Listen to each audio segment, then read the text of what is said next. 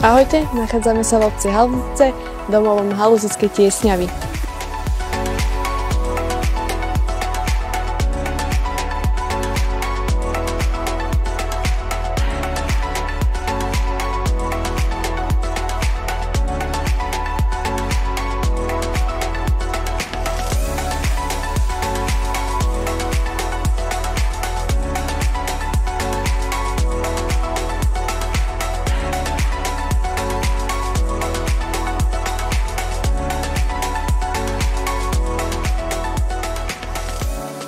Po príchode do obci Halúzice zbadáte po pravej strane parkovisko, ktoré sa nachádza pri obecnom úrade. Čo sa týka dopravy, odporúčam vám ísť vlastným autom, pretože MHDčka cez víkendy nepremáva a vlaková stanica je vo vedľajšej dedine.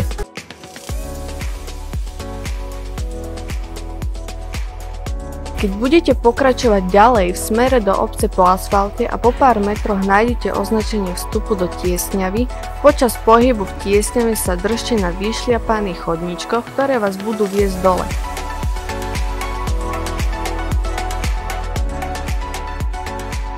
Pripravte sa na nenáročnú prechádzku, ktorá je vhodná pre všetky vekové kategórie. Ak máte ešte čas, určite by ste mali navštíviť rozhliadňu Hajnica, ktorá je vzdialená len 30 minút pešo od Tiesňavy. Odtiaľ sú nádherné výhľady. Na lúke nedaleko od Tiesňavy sa tiež nachádza romanský kostolík. Prvá zmienka o ňom bola z roku 1240. Od roku 1810 bol uzavretý pre verejnosť kvôli zlému stavu. V súčasnosti stále chátra.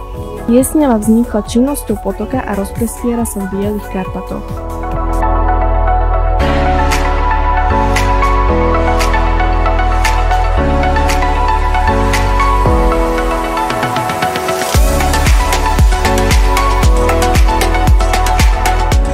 Prídete k drevenému mostu, všimnite si stopy, ktoré vedú nahor do hĺbky.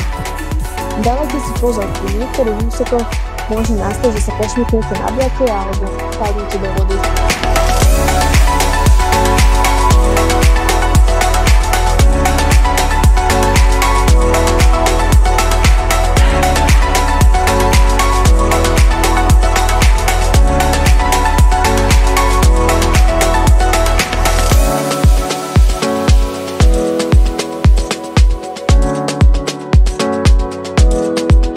Prečo by ste mali navštíviť toto miesto? Môžem začať aj tým, že Tiesňava stále pracuje a prehlbuje sa, takže ako to vidíme teraz, tak o rok to môže vyzerať úplne inak.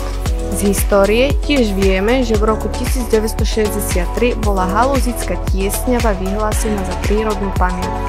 Ak si chcete oddychnúť a stráviť čas s rodinou, odporúčam vám navštíviť toto miesto.